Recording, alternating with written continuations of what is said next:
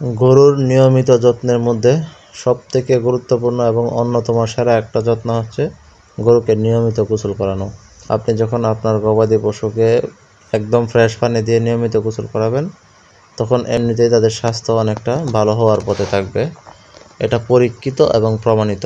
কারণ গরুগুলা যখন থাকে তখন নিচে প্রস্রাব পায়খানা করার ফলে ওগুলার উপরেই তারা শুয়ে থাকে, যার কারণে শরীরে অনেক ময়লা পড়ে, দুর্গন্ধ হয়। আর এই ময়লা এবং দুর্গন্ধযুক্ত শরীর নিয়ে তাদের খাইতে বা ঘুমাইতে অসুবিধা হয়।